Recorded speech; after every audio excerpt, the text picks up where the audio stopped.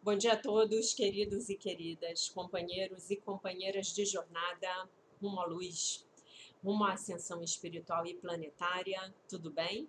Então, hoje é quinta-feira, dia 19 de janeiro de 2022, e nós vamos juntos novamente dar continuidade ao nosso trabalho aqui de cura das nossas crianças interiores através dos ensinamentos de um curso em milagres.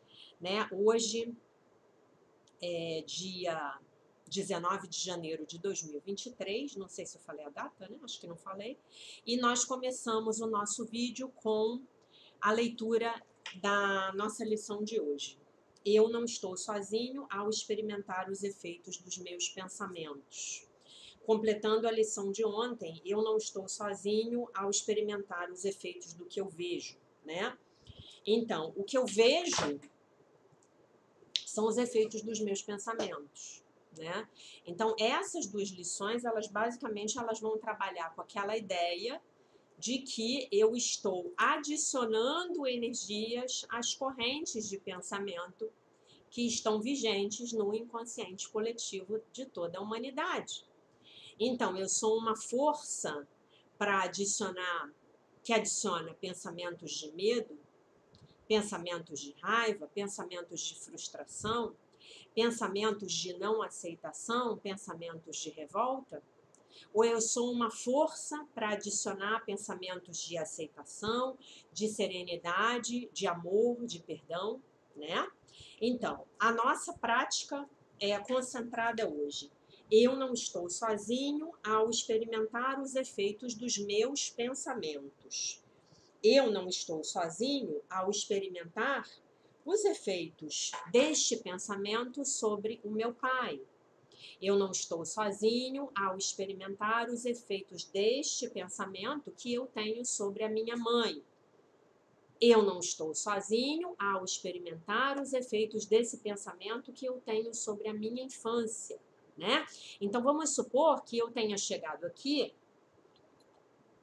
e em algum nível, apesar de já estar estudando desde 2021, eu ainda tenho pensamentos e sentimentos de vitimização com relação à minha infância, né? Que é muito comum, todos nós temos em maior ou menor medida. Então, o que eu estou fazendo eu estou adicionando pensamentos de vitimização à já corrente de pensamentos do inconsciente coletivo de vitimização das outras pessoas, né? E aí eu acabo reforçando, o gato veio e já deitou aqui na mesa. Eu acabo reforçando essa consciência de vitimização, né? Que é uma das consciências fundamentais, um dos pilares do sistema de pensamento do ego, né? Então, a ilusão da onipotência da culpa, o princípio da escassez, né? O princípio do relacionamento especial, que o outro tem algo que eu não tenho e, portanto, ele me dá algo que eu não tenho e eu dou para ele de volta algo que eu tenho e que ele quer, mas que tem que ser em menor valor para que essa barganha seja favorável para mim. E a consciência de vitimização, né? Há outras consciências aí que são fundamentais, né? Mas a consciência da vítima, ela é fundamental no sistema de pensamento do ego e ela é uma das consciências mais, digamos assim, entranhadas nas feridas das nossas crianças emocionais. Por quê? Porque nós estamos trabalhando com as feridas da rejeição, abandono, humilhação, traição e injustiça, né? Então, quando eu me vejo nessa posição de ter sido rejeitada, abandonada, humilhada, traída, injustiçada, eu estou na consciência da vítima. Justamente esse é o fundamento do nosso trabalho de cura. É hoje nós podermos entender que hoje nós seremos o bom pai e a boa mãe para as nossas crianças interiores, né? A gente vai curá-las, a gente vai ajudá-las a terem uma outra perspectiva do que aconteceu. Nós vamos ajudá-las a chorar aquela dor, porque a dor é real, tá? A dor é absolutamente real. Não estamos aqui de forma nenhuma querendo trazer a noção de que a criança não sofreu. Não. Aqui no reino da terceira dimensão, nesse metaverso, né? Nessa Matrix, o sofrimento é muito real. E nós o experimentamos. E essa dor, ela pode ser monstruosa, né? A dor de uma criança ir em busca do amor desse pai e encontrar um pai que muitas vezes está nervoso, está mal-humorado, está indisponível, está aborrecido com o cônjuge, né? Ou a gente pode ter tido um pai e uma mãe viciados, né? Alcoólatras, dependentes químicos. E aí, como é que a criança fica, né? A criança está nos seus primeiros anos numa dependência total e absoluta daquele ser. Então, esse sofrimento é real. Mas esse sofrimento, é importante que a gente tenha em mente que ele já está programado. Gente, tem um cabelo aqui me coçando, que eu não consigo tirar. Ele já está programado antes mesmo de a gente nascer, né? Porque nós temos as nossas experiências de vidas passadas. E nós fizemos essa escolha de estarmos aqui, nessa Matrix, nesse planeta de provas e expiações, nessa Matrix de sofrimento, né? O planeta de provas e expiações tomando emprestado aí um pouco a expressão do espiritismo, né? Então a gente fez essa escolha, a gente quis vir para cá, né? E tivemos várias razões para vir para cá. A primeira delas, as nossas energias densas, né? Que nós precisamos vir reequilibrar aqui. Ó o cabelo aqui. Agora eu peguei o cabelo. Consigo ver, botar ele para trás. Né? Então, nós viemos para cá. E agora, o que a gente está fazendo? A gente está fazendo um trabalho para transmutar essas energias densas em energias leves, em energias de luz, em energias da luz dourada da consciência crística, né? Para que no momento em que a gente possa, no momento em que a gente vá fazer a nossa transição para o plano espiritual, essas energias densas não nos puxem para uma próxima encarnação. Se a gente não trabalha isso, a gente pode ter que experimentar, a partir das leis do caos, as leis desse mundo, e das leis do karma também, né? Eu ia fazer uma observação aqui, mas é melhor deixar para um outro vídeo. A gente pode vir experimentar uma encarnação mais difícil. Vocês entendem o que eu estou falando? Como assim mais difícil? Eu venho para essa vida, eu não me trabalho, eu não me curo. Eu passo a minha vida inteira me ocupando da vida dos outros, cuidando da questão do outro, resolvendo o problema do outro. Não me trabalho, não expando a minha consciência. E aí eu pago alguns karmas, mas eu contraio outras dívidas, outros débitos kármicos. Pronto. Aí eu vou ter que voltar para acertar aquilo tudo de novo. Então, gente, esse curso ele é obrigatório. A única coisa que não é obrigatória é o momento em que você vai deixar de fazer isso, né? E nós, com esse trabalho da cura da criança interior e com esse trabalho maravilhoso, estupendo, absoluto, do livro de exercícios de um curso em milagres, nós estamos liberando culpa, liberando medo, liberando vergonha, liberando tristeza, liberando sofrimento, liberando o apego ao passado, o apego a circunstâncias que já não nos servem mais, que já ficaram lá atrás, soltando a nossa preguiça, a nossa procrastinação, soltando as nossas ideias de que somos vítimas dos outros. Se aquela situação chegou na minha vida, há duas razões para que ela tenha chegado. A primeira delas é que eu tenho um aprendizado. Então eu agradeço porque aquela situação chegou na minha vida, porque eu vou tirar um grande aprendizado daquela situação. E a segunda coisa que eu preciso ter certeza é que Deus não vai me dar uma cruz para eu carregar mais pesada do que a minha capacidade de carregar essa cruz, né?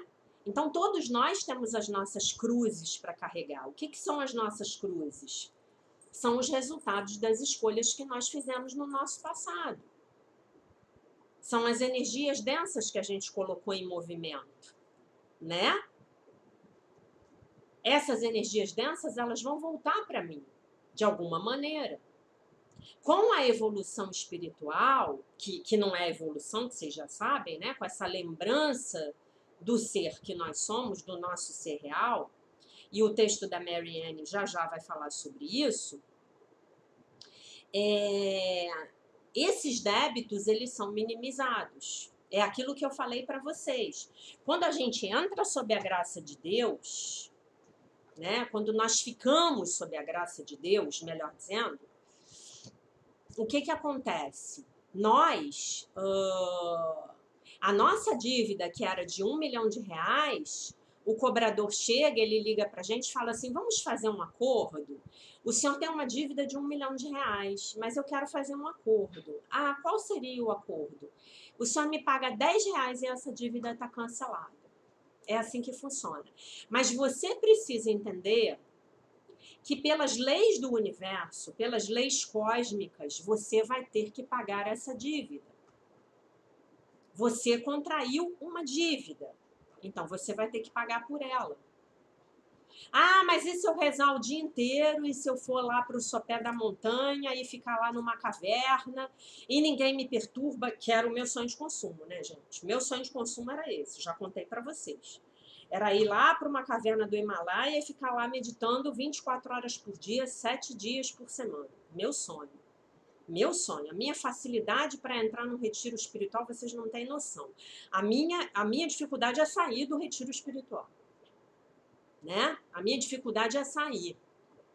É ir viver a espiritualidade na prática. Porque lá dentro, meditando, orando, louvando, lendo, estudando, eu tô inteira, eu tô plena, eu tô feliz, né? Então, vocês podem falar, não, mas aí se eu meditar o tempo inteiro lá na caverna nos Himalaias, eu cancelo meus débitos? Não, não cancela. Não cancela, não vai cancelar. Nós teremos que experimentar as consequências de todas as ações que colocamos em curso. Isso é física. Isso é física 1, física 2, física 3, física 4. Para quem aqui for engenheiro, sabe do que eu estou falando, tá?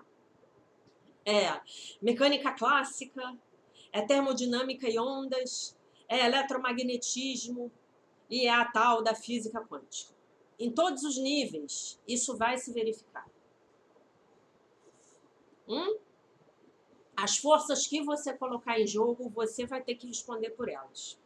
Por isso que naquela oração que eu botei para vocês do Ho Oponopono lá no canal no Telegram, tem uma parte que ela fala, a oração completa da Morna Simeona, que é maravilhosa, ela fala assim, se alguém chega na minha vida a quem eu tenho muita dificuldade de perdoar, eu oro para que eu possa perdoar essa pessoa.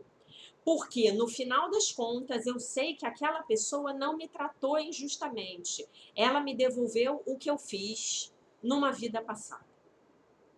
Então, é isso. Aquela pessoa que te tratou injustamente, aquele pai, aquela mãe rejeitador, né?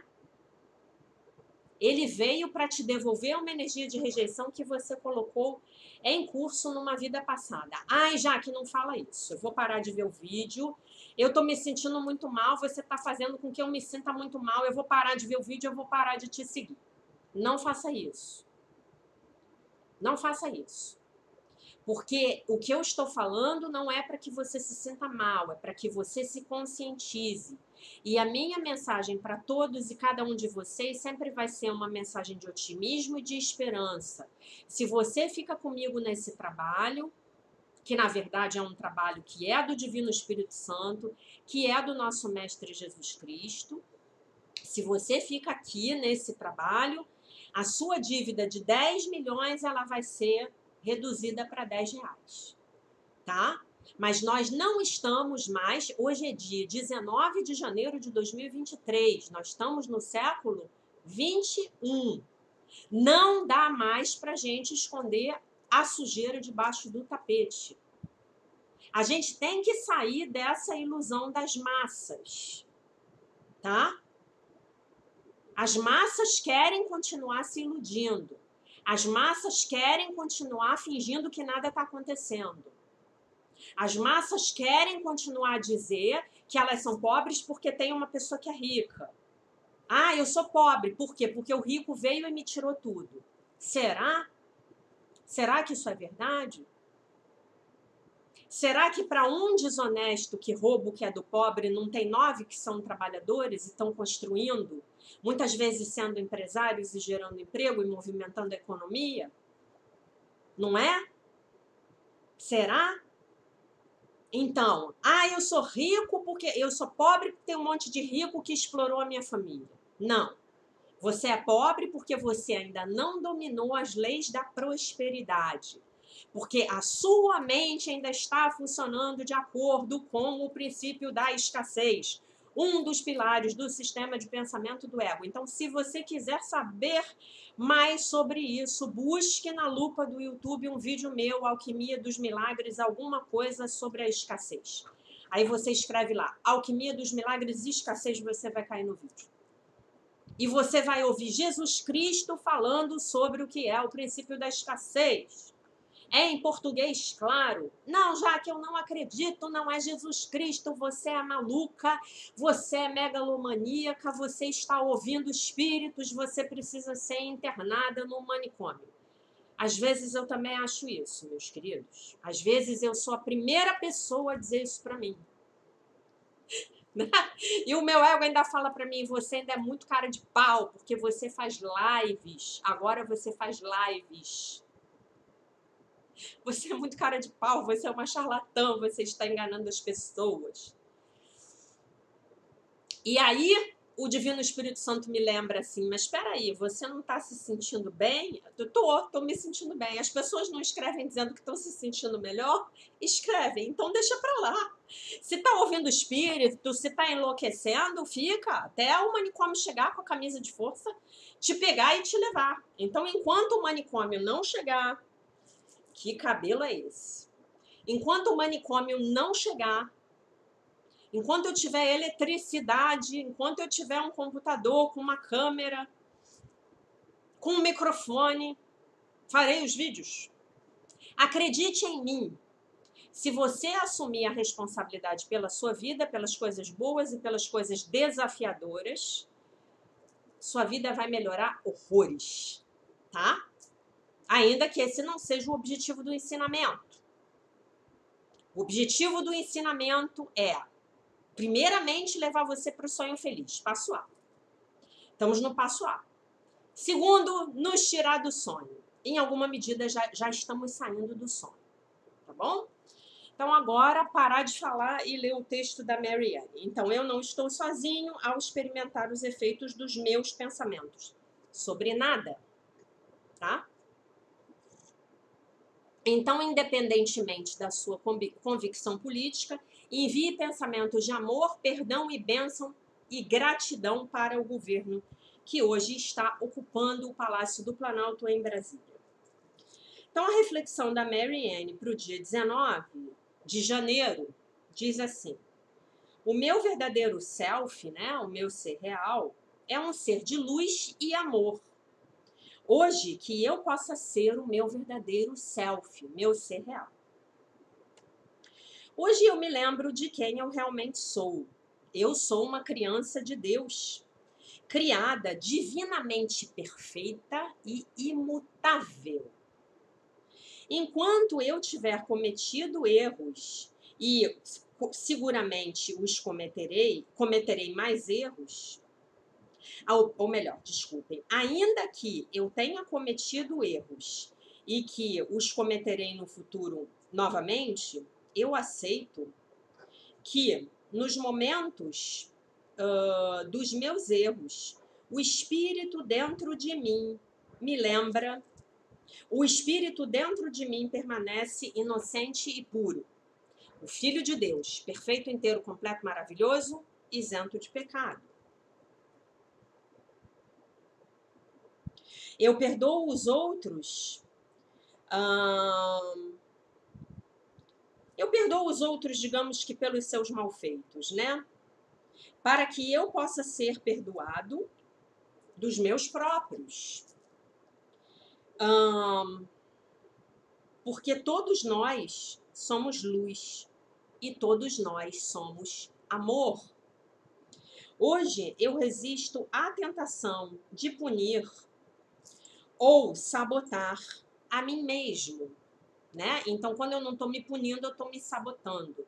Quando eu não estou me punindo e me sabotando, eu estou me criticando, eu estou me culpando, eu estou me envergonhando, eu estou me rejeitando, me abandonando, me traindo, me injustiçando e me humilhando. Sou eu que faço tudo isso comigo hoje. Todos os equívocos são uma traição ao ser real, ao self real. E hoje eu honro a bondade, que é o meu estado natural de ser. Eu resisto a qualquer projeção mundana. Não, a qualquer projeção do mundo que o mundo tenha feito sobre mim, de que eu sou menos do que a criança perfeita de Deus. A criança perfeita de um Deus completamente, totalmente amoroso. Hoje eu sou capaz de celebrar e verdadeiramente aproveitar a minha vida. A oração dela, tá? Hoje eu vejo além do filtro, né? Da minha vergonha e da minha culpa, para a aceitação de que nada do que eu possa jamais ter feito, ou do que eu jamais possa fazer, diminuirá a verdadeira luz do meu ser. Isso é muito importante. Vocês se lembram que eu digo para vocês que a minha professora falava: nada te desqualifica diante do amor de Deus? Por quê? A explicação está nessa frase. Porque Deus só vê o meu ser real. Deus não se importa com o personagem que eu estou usando para brincar no metaverso.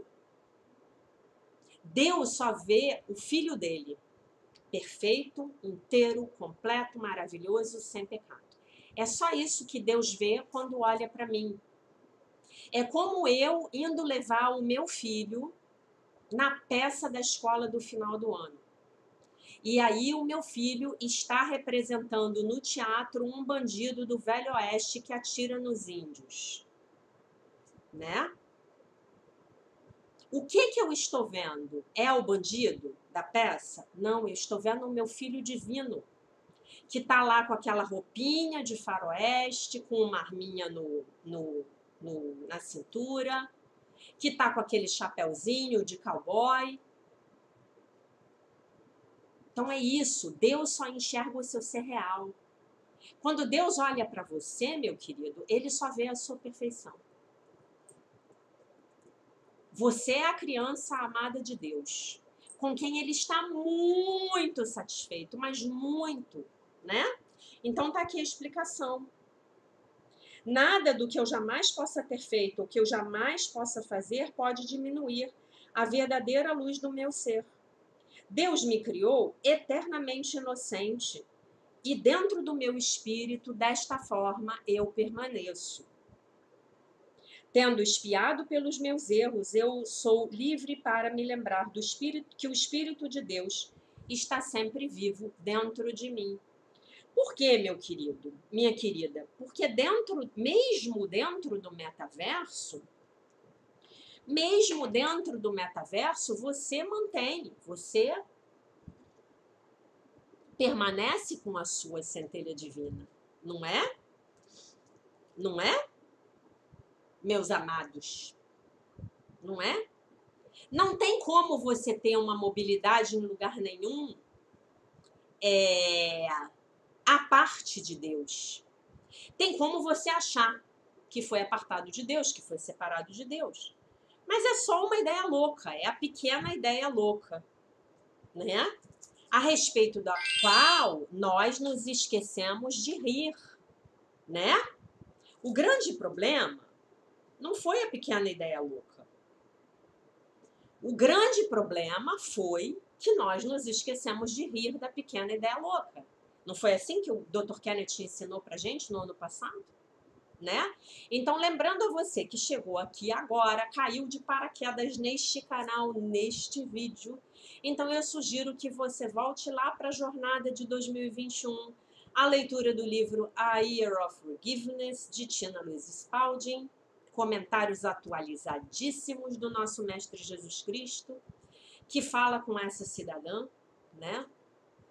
Eu tenho uma cliente maravilhosa que comprou o livro físico, que é a coisa mais linda do mundo. Eu não tenho, eu vou comprar. É uma fortuna, mas eu vou comprar. Estou com uma amiga minha nos Estados Unidos, eu vou ver se ela traz para mim. E vá à playlist de 2022, onde toda a metafísica do livro de exercícios é exaustivamente explicada, tá? Então é isso, meus queridos. Agora a gente começa a falar sério, 26 minutos de vídeo. Novamente eu fico surpresa com a minha capacidade de falar, falar, falar e falar. E nós voltamos à nossa leitura do maravilhoso livro Pais e Filhos, do Dr. Kenneth Wapnick, tá bom? Então ele vai tratar... Hoje a gente vai ler 2 textos muito importantes, tanto se você não é pai ou mãe, quanto se você é pai ou mãe. Talvez essa situação descrita aqui se aplique à sua vida, talvez se aplique à vida de um irmão seu, tá? Ou irmã. E de alguma maneira, essa situação, tudo que a gente vai ler aqui agora, se aplica à sua criança interior. Depois eu vou explicar o motivo. Então, o nosso texto de hoje é a culpa pelos filhos incapacitados. Quer dizer, um filho com uma deficiência, né? Ou física ou mental. Pergunta: seguindo com isso, com essa ideia, você poderia comentar como lidar com a culpa que procede de se ter um filho deformado, com retardamento mental ou com qualquer outra forma de incapacidade, e como lidar com os sentimentos de rejeição em relação à criança, que às vezes beiram o ódio? Olha a honestidade dessa pessoa que está perguntando, né? A coisa mais comum é você ter esse sentimento de rejeição por um filho que nasceu com uma incapacitação. Só que ninguém fala disso. As pessoas fingem que nada está acontecendo, né? Aí vamos à resposta do nosso mestre, né? Nosso mestre, ele é poderoso, ele sabe do que ele fala. Por isso que eu digo para vocês, gente, o que eu tenho que falar, a não ser comentar algo que alguém que é infinitamente maior do que eu falou antes, né? Trazer o exemplo dele para a prática, né? Porque esse homem disse tudo. Na minha opinião, na hora que esse homem ele foi para o plano espiritual, ele já deve ter virado pó de pirlim-pim-pim, sabe? Tamanha a evolução desse cidadão. O ego sempre funciona da mesma maneira, ainda quando a forma pareça ser diferente.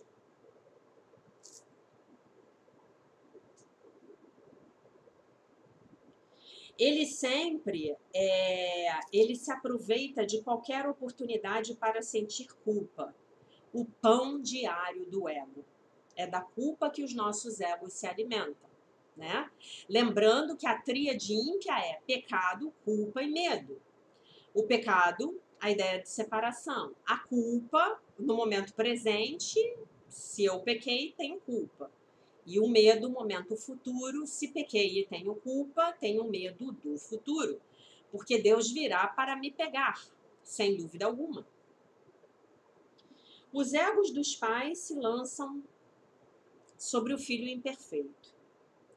A resposta imediata, como sempre, é jogar em si mesmo a culpa.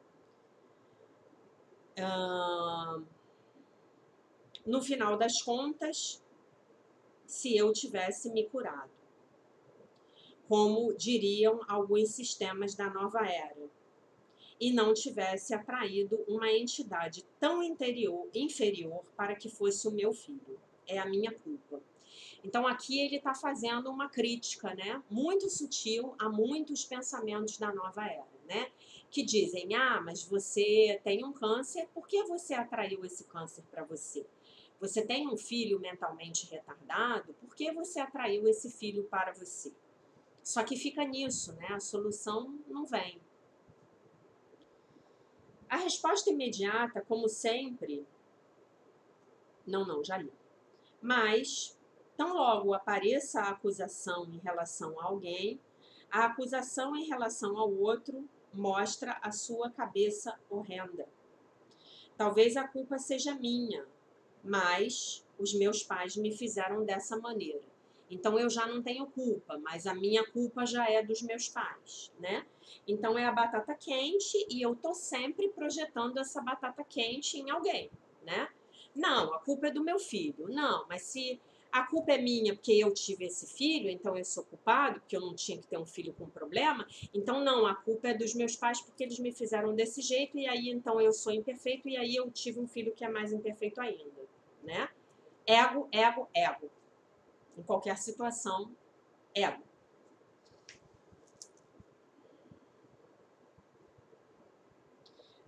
Foi o tratamento injusto que Deus me deu, como aconteceu com o pobre Jó. Aí está falando do Jó da Bíblia. Ou a culpa foi da criança deformada.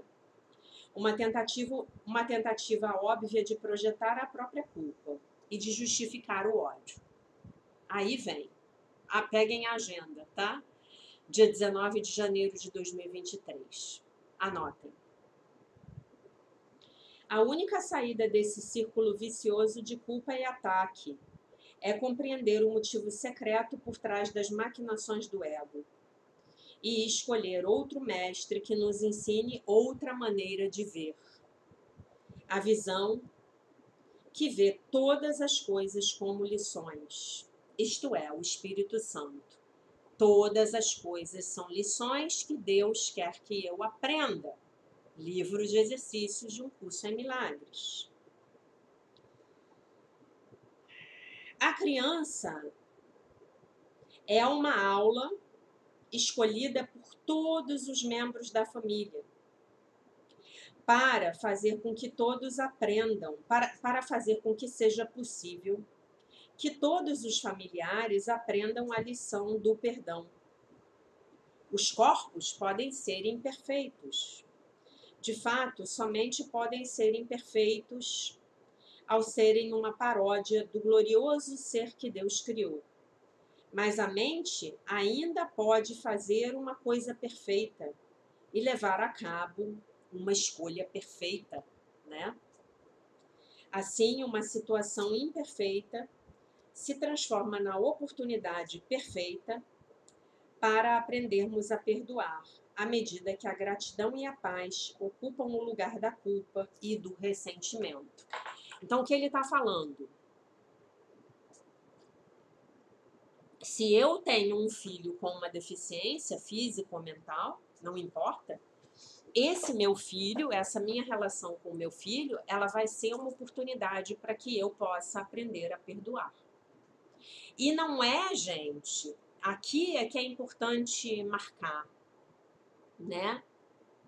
Aprender a perdoar ao meu filho, que eventualmente está me trazendo dor e sofrimento e penúria. Mas aprender a eu me perdoar. E aprender a eu perdoar Deus.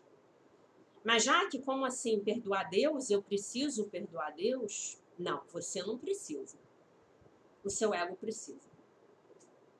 Porque o seu ego, ele acredita, essa programação louca vai dizer para você que se Deus tivesse sido mais justo com você, a sua vida seria mais fácil.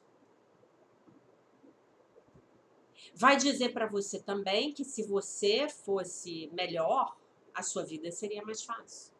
Vai dizer para você que se o seu filho não fosse deficiente, a sua vida seria mais fácil. Mas aí nós não estamos pegando a pérola dentro da ostra, como diz a Marianne Williamson, né? A pérola é a dádiva que Deus tem para mim naquela situação tão desafiadora. Quanto mais eu resistir ao aprendizado, mais o aprendizado demora para se desvanecer. Mais o aprendizado se torna mais intenso ou mais violento, né? Outro dia, eu estava lendo um negócio que eu fiquei muito impressionada. Um casal comentou um post no Instagram de um padre. O padre estava falando contra o aborto. Era algo assim, eu não me lembro mais. E aí eles disseram que a menina engravidou e quando ela foi fazer aquele exame, né, que retira o líquido amniótico de dentro do útero da mãe para ver se o bebê tem alguma anomalia genética, chama-se amniocêntese. O exame deu positivo, e deu que a criança era uma menina e que ela tinha uma chance muito grande de, me parece, que era síndrome de Down, tá? Me parece, não me lembro. Muita coisa que eu lembro.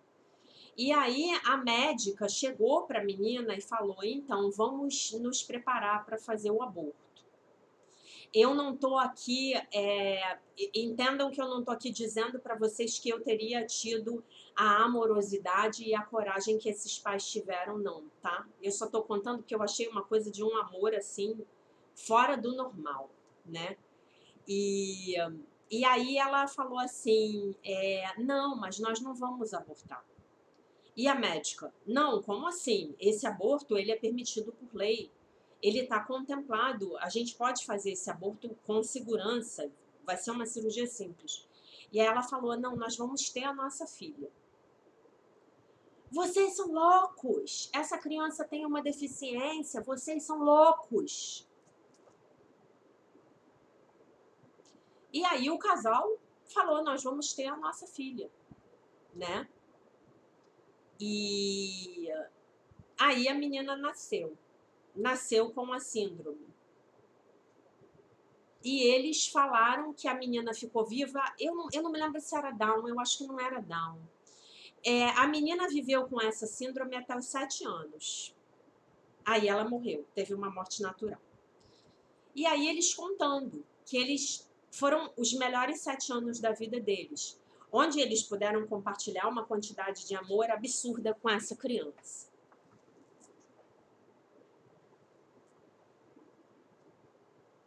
Eu não sei se eu tô nesse nível, gente. Eu acho que se eu tivesse que chutar, eu diria para vocês que não, eu não estou.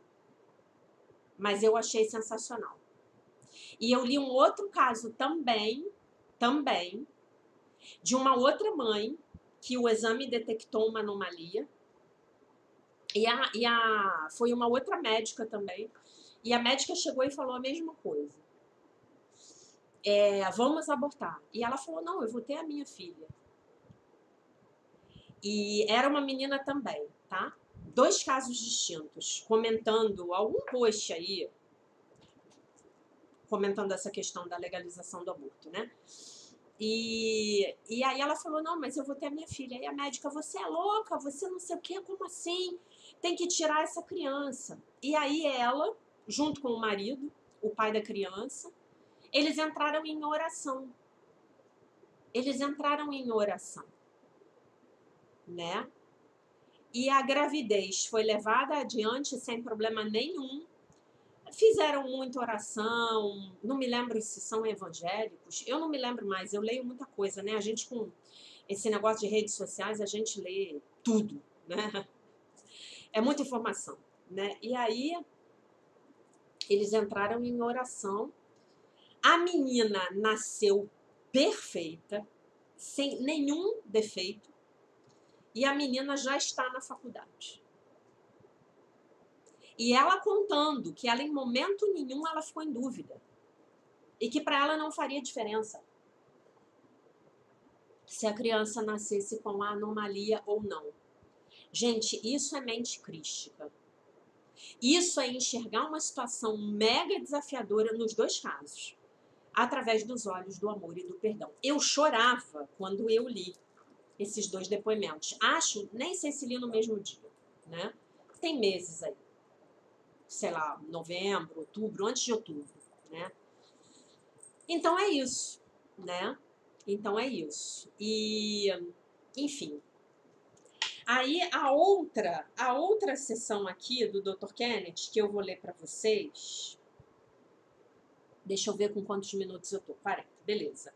É culpa pelos filhos adotivos ou pelos enteados, tá? Aí a pergunta é, e aí eu tô respondendo a pergunta daquela que me perguntou sobre pais e filhos adotivos e pais biológicos e pais adotivos, tá? Você poderia se referir ao assunto dos filhos adotivos e aos sentimentos de culpa dos pais? Resposta. É fácil entender a culpa envolvida na adoção, quando alguém considera que todos somos filhos adotivos, ao termos abandonado o nosso verdadeiro pai, e logo, através da projeção, acreditar que tínhamos sido abandonados por ele. Então, o que ele está falando aqui? Aquele conceito importante que a gente já viu no ano passado. Você não é filho do seu pai, no ano passado não, nas lições iniciais de 2023. Você não é filho do seu pai e da sua mãe, não, você é filho de Deus. Você é filho do grande pai e você é filho da grande mãe, tá? Se você quer uma visão crística disso, você pode usar o Mestre Jesus e a Virgem Maria como o símbolo da nossa grande mãe misericordiosa. Nós vamos falar mais dela ao longo desse ano, tá? E você veio para o metaverso através desse pai e dessa mãe. Mas a sua filiação divina é o seu pai divino e a sua mãe divina. E é a partir dessa reconexão que você vai encontrar a sua autoestima. Tá bom? Voltando. Transferir a nossa culpa à decisão de adotar um filho, em vez de ter filhos naturais, é algo muito fácil para o nosso ego. Então, seu ego ele vai inventar qualquer coisa para te culpar. Não importa muito bem o que seja. Estamos ávidos de encontrar sujeitos adequados para a projeção. Obviamente que eu sou um pecador. Olhe o que eu fiz. Algo está intrinsecamente errado em mim, porque eu não posso ter filhos. E, portanto, o meu eu imperfeito tem que se conformar com ter filhos imperfeitos. Isto é, adotivos ou antinaturais, né? Bebê de proveta, bebê de barriga de aluguel, bebê, o que seja. A escapatória disso, como sempre, é compreender o motivo secreto por trás do jogo de culpa do ego e logo escolher contra isso. A razão pela qual Jesus afirma frequentemente que o curso é muito simples é que todos os problemas são o mesmo problema, a decisão em favor da culpabilidade. Assim como toda solução é a mesma solução, escolher o milagre do perdão. Pergunta: seguindo a mesma linha de raciocínio, qual é o problema com relação aos enteados? Hoje tão comuns, né? Resposta: a situação, obviamente, é igual a todas as demais situações que comentamos. Como poderia ser diferente? O tema-chave para o ego em todos esses filhos antinaturais, entre aspas, né? É que acreditamos que a paternidade biológica é natural, como se algo do ego e do seu mundo de corpos pudesse ser natural. Não é tudo artificial, é tudo metaverso. Uma vez que começamos o sonho de nos separarmos da nossa fonte, nada mais foi natural. Como não existe uma hierarquia de ilusões, nenhum meio de ter filhos naturais, adotivos, ou de um matrimônio prévio é natural. E por isso se estabelecem distinções entre essas possibilidades. E isso pode ser somente do ego, que está tentando fazer real o mundo das diferenças e distinções, em oposição ao mundo perfeito de unidade do céu. Refletimos o perfeito estado de unidade ao convertermos em realidade as nossas distinções arbitrárias. Quando sentimos a tentação de tratar os nossos filhos e enteados de maneira distinta, favorecendo-os ou rejeitando-os, sentindo-nos culpados ou rancorosos, precisamos, tão logo quanto possível, dar um passo para trás e pedir a Jesus que nos ajude a que olhemos todos os nossos filhos como iguais, tal como ele olha para todos os seus irmãos, quando ele diz: todos os meus irmãos são especiais. Aqui um adendo. Uma das maiores fontes da ferida da rejeição nas crianças é a predileção dos pais por um ou outro filho, tá? Acontece em todas as famílias, né? Mas isso, infelizmente, é uma das coisas mais difíceis para que as crianças consigam lidar. As crianças não conseguem entender por que o pai ama mais a um do que o outro. Por que o pai presenteia um e não presenteia o outro? Por que o pai gosta mais de passar mais tempo com um do que com o outro? Né? E normalmente isso tem uma explicação muito simples com relação ao ego dos pais. O nosso ego, ele tem uma tendência a projetar as nossas sombras, o nosso lado negativo num filho.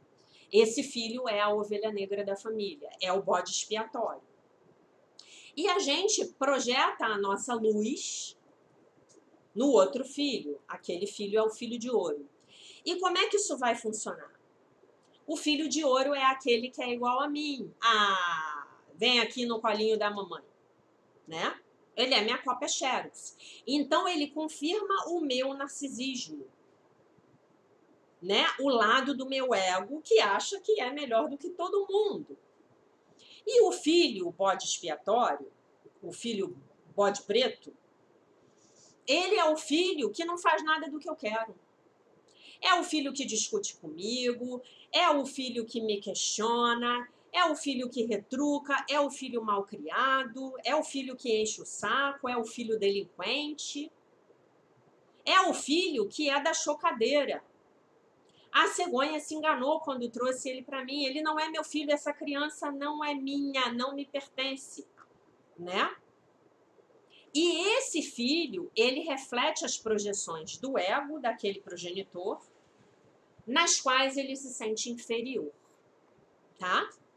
Então, o ego, ora, está se sentindo melhor do que todo mundo, ora, está se sentindo pior do que todo mundo, não é mesmo? Então, a projeção que rola é essa aí. Quando eu tô na luz, me sentindo, que é uma luz falsa, né? Não é a luz verdadeira, me sentindo melhor do que todo mundo, então tem o Joãozinho lá, que é o meu filho de ouro. Quando eu tô me sentindo uma M, não presto para nada, eu sou um horror, sou uma perdedora, tem lá a Mariazinha, que é a delinquente, tá? E isso é um ponto-chave para todas as nossas feridas emocionais. Mas eu diria para vocês que a rejeição vai campeã. Ela ganha a medalha de ouro, né? Na verdade, a rejeição é a primeira, porque ela sempre vai ganhar a medalha de ouro. Mas pensem na outra, tá? A primeira, a rejeição. A segunda, o abandono. O pai só dá atenção para o outro, não dá atenção para mim. A terceira, a humilhação. O pai me humilha e exalta o outro. Vamos pensar na figura da traição. Isso é uma forma de traição, sim. E vamos pensar na injustiça. Eu sou a filha injustiçada. Ela é a filha de ouro, não é? Ele é o filho de ouro, eu não. Eu sou bode expiatório, tá? Esse é o tamanho do barulho. Muito bem.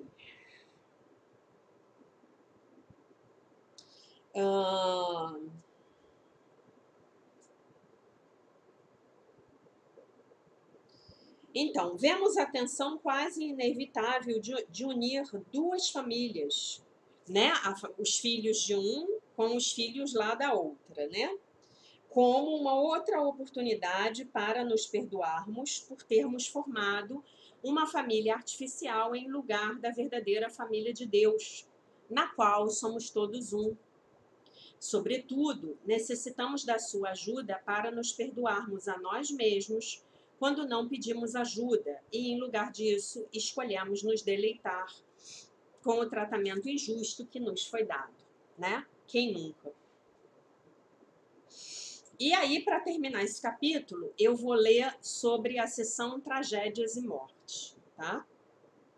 Tragédias familiares, muito comuns, né? Então, pergunta, perdão. O filho pequeno da minha amiga morreu tragicamente num acidente quando o seu pai o atropelou ao dar marcha ré com o... Peraí, deixa eu ver o que é isso aqui. Com o cortador de grama, tá? Olha que tragédia. Eu tenho uma amiga que o marido dela matou o cachorrinho, dessa forma, dando marcha ré com o carro. Uma tristeza. Ultimamente, também soube de uma história de um urso que atacou uma criança de 2 anos, feriu a mãe e logo matou a sua filha de 6 anos. Né? Eles são americanos, né? O Dr. Kenneth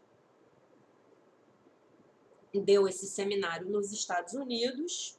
E então essa coisa de você encontrar urso na vizinhança, em alguns lugares é comum, e era mais ainda. Esse livro eu acho que tem uns 30 anos aqui que ele foi escrito, pelo menos, tá?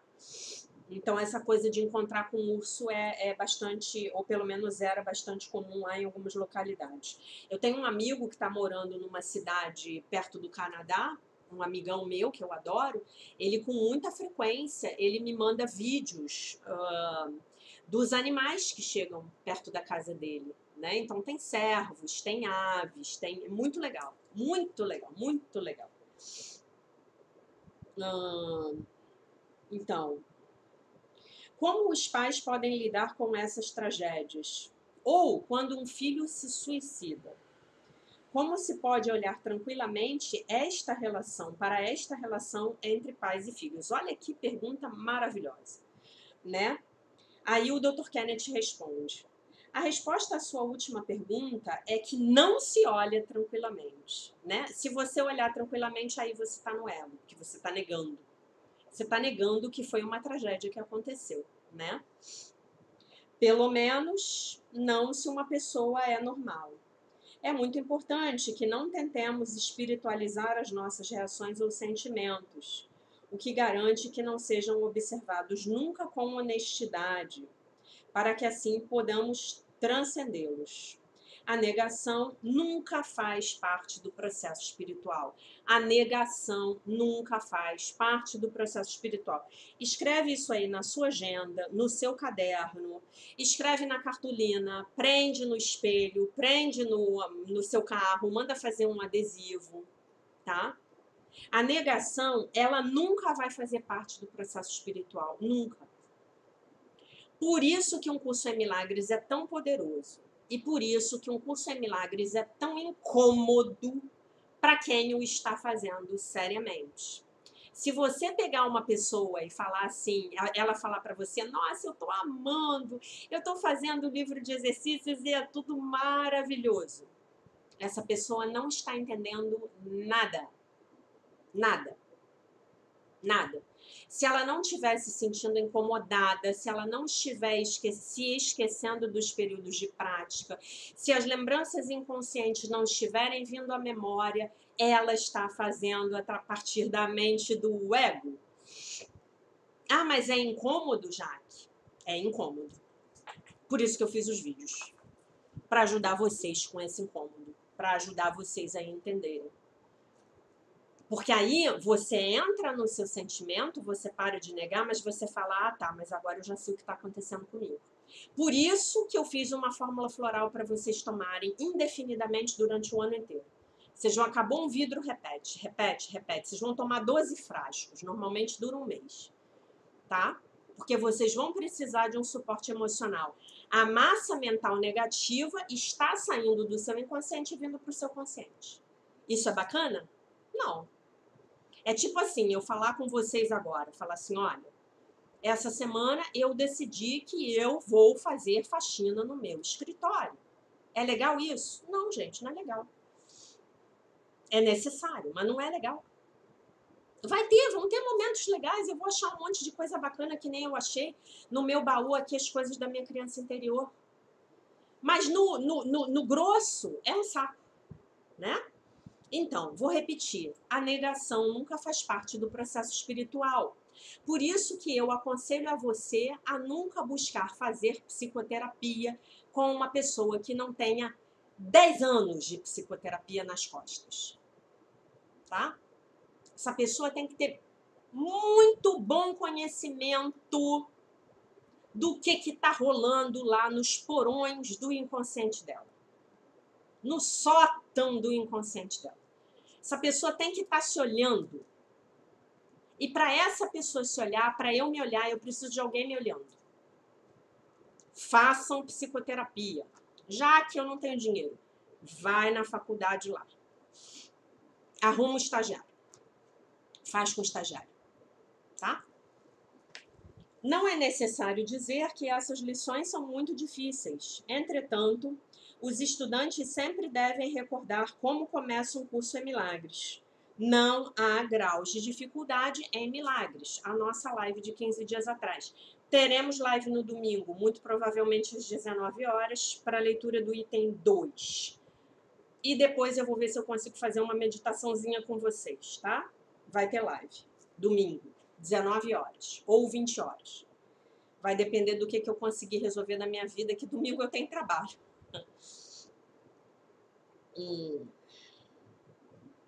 Não há graus de dificuldade em milagres. Tá lá, live 1 e a série de vídeos Os 50 Princípios dos Milagres.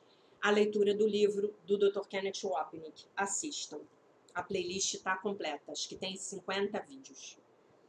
Isso nos ensina que todos os problemas são o mesmo, pois todos são projeções da decisão de mentalidade errada a favor do problema da separação. O sistema de pensamento do ego, caracterizado pela culpa, o medo, o sofrimento e a morte. Assim, todos são igualmente dissolvidos pelo milagre, que muda o nosso foco de atenção do corpo para a mente. Uma vez que a nossa atenção se dirige ao verdadeiro problema, é possível desfazê-lo escolhendo novamente, escolhendo a vida sobre a morte, o amor sobre o aborrecimento e Jesus sobre o ego, e a Jesus sobre o ego. Não obstante, visto a partir da perspectiva do mundo, sim, parece atroz falarmos de tais tragédias como lições. E essas linhas do livro de exercícios pareceriam ser o cúmulo da insensibilidade. Falando de alguém que olha com a visão do Cristo, Jesus diz, eu vou ler aqui em português, tá? Lição 187, para quem quiser checar.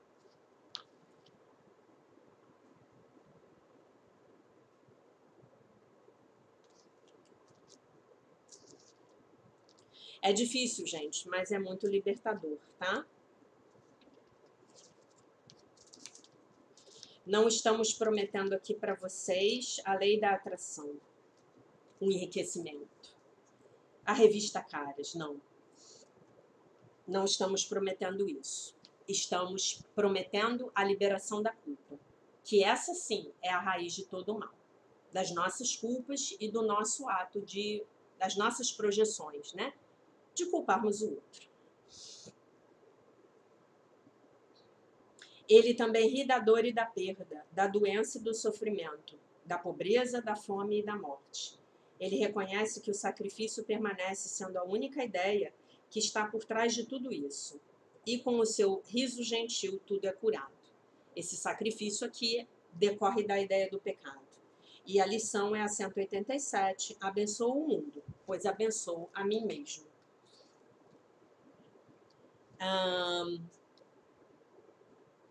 Quando olhamos acima do campo de batalha, essas situações são percebidas de maneira bastante distinta. Somente existe um problema: a crença na separação do ego. E uma única solução: a crença na expiação do Espírito Santo. É essencial que os pais, em situações como essas, se elevem acima da necessidade do tratamento injusto e da falsa empatia do mundo, que reforça as suas experiências de vitimização. Do contrário, não encontrarão a paz, mas sim passarão o resto das suas vidas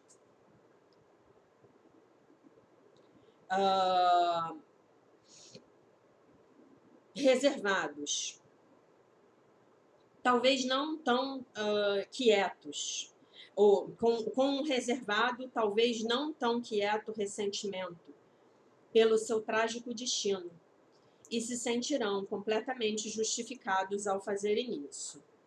Ou todas as coisas são lições que Deus quer que aprendamos, ou nenhuma o é. Anotem também essa frase, por favor.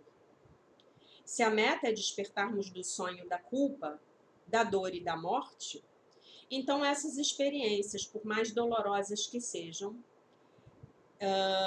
têm a ver com excelentes oportunidades para aprendermos que a morte não existe, pois as mentes seguem estando unidas, por mais que as aparências de separação e perda pareçam indicar o contrário. Ainda que as lições aprendidas pelos pais aflitos... Não, além das lições aprendidas pelos pais aflitos, as oportunidades de aprendizagem para os outros são igualmente importantes. Os pais que se elevaram por cima do mundo do ego, acima do campo de batalha do ego, né?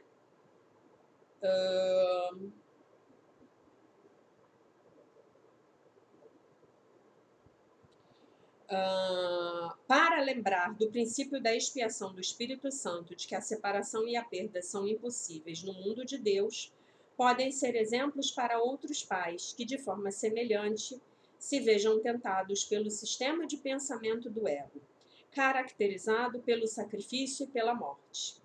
A paz que eles demonstram se converte numa testemunha convincente do sistema de pensamento da mentalidade correta, que é a única coisa que pode trazer a paz e a alegria a um mundo de corpos moribundos e em vias de putrefação. Né? Aqui ele está falando bastante a respeito dessa pouca importância que a matéria tem de fato, né? Então, gente, muito forte, né? Muito forte. Meu tablet pirou. Ah, meu Deus. Peraí, deixa eu voltar aqui. Esse meu tablet. Então, vamos lembrar da lição de hoje mais uma vez. Eu não estou sozinho ao experimentar os efeitos dos meus pensamentos, né? Então, se eu tive um filho que morreu, eu não estou sozinho ao experimentar os efeitos dos meus pensamentos sobre o meu filho que morreu, né? E aí eu posso adicionar energia à minha consciência de que eu sou uma vítima, porque perdi meu filho, ou adicionar aprendizado àquela consciência de aprendizado de todos os pais e mães que perderam seus filhos, que dizem que é a maior dor que um ser humano pode experimentar, e que na mulher seria ainda maior, né? Dizem que não há dor maior do que um pai perder um filho, né? Eu tive há pouco tempo a oportunidade de testemunhar uma mãe perdendo uma filha. Né? Já uma filha de 76 anos, mas essa mãe hoje está com 90 e muitos, e ela teve que testemunhar isso. E realmente a dor dela foi muito profunda, né? E eu fui consolá-la, né? Eu tive essa oportunidade. E eu falei para ela assim, você precisa entender, você vai precisar entender que A morte é uma ilusão. A sua filha hoje está no plano espiritual. E você sabe quem ela foi encontrar? E aí ela olhou para mim, quem? Eu falei, ela foi encontrar com o pai dela, né? O pai dela, essa senhora que morreu, ela tinha perdido o pai aos 15 anos. Viveu até os 76. E a mãe dela sofrendo profundamente, né? E na hora que eu falei isso para a mãe dela, na igreja, né? Eu vi os olhos dela brilharem. Sim, falei sim, ela foi encontrar com o pai dela. E no momento oportuno você vai se reunir com eles, né? Porque ela não... Eu chamo ela de você, porque ela não gosta, né? Do tratamento de senhora. Então, gente, vamos olhar para as situações com os olhos do Cristo, do amor e do perdão, ou com os olhos do ego, né? Para vocês ficarem muito felizes, vocês que gostam, que adoram, que sentem prazer, o homem do ferro velho está subindo a rua. Ó, o moço está passando, está comprando tudo, ó. Ainda conseguiram ouvir, né? Então lembrem-se disso hoje. Reflitam, é uma lição muito poderosa. Tragam essa lição para a prática de vocês, para as lembranças da criança interior, né? E ontem eu passei por uma situação muito curiosa. Eu fui fazer o meu mapa numerológico com a minha primeira terapeuta, que é a minha terapeuta de renascimento, que eu amo e que eu recomendo a vocês o trabalho dela. O canal dela no YouTube é Yara de Lima Terapias, Yara com I. E ela fez o meu mapa numerológico e ontem foi a leitura da primeira parte. E vocês lembram que eu falei para vocês no início do ano que a minha grande questão era a ferida da rejeição? E aí ela fez lá o mapa, fez um monte de conta, um monte de soma, um monte de subtração, e ela chegou no número das minhas lições kármicas. E ela falou para mim, o teu grande karma nessa vida é trabalhar a rejeição, a auto-rejeição e a autoestima. Olha isso. Eu já sabia, né? Porque eu faço terapia há muito tempo. Né? Mas não é sensacional como o universo dá as pistas pra gente? Foi maravilhoso e a gente pôde explorar esse tema juntos, né? E ela me deu uma série de insights maravilhosos que vão me ajudar no meu trabalho pessoal, né? E eu sinto que de alguma maneira esse trabalho que eu tô fazendo aqui também para curar a minha criança interior tá destrancando aí essas memórias inconscientes para que tudo possa vir e, obviamente, ser resolvido. Tá bom? Então, só contando essa experiência pessoal aí para vocês não terem nenhum tipo de fantasia de achar que eu não estou no mesmo barco. Tá bom, meus amores? Então, essa é a mensagem de hoje. Eu deixo vocês com a paz de nosso Senhor Jesus Cristo. Um beijo imenso. E, se Deus quiser, nós nos vemos amanhã. Feriado aqui na cidade maravilhosa. Dia de São Sebastião, padroeiro da cidade do Rio de Janeiro. Bye, bye.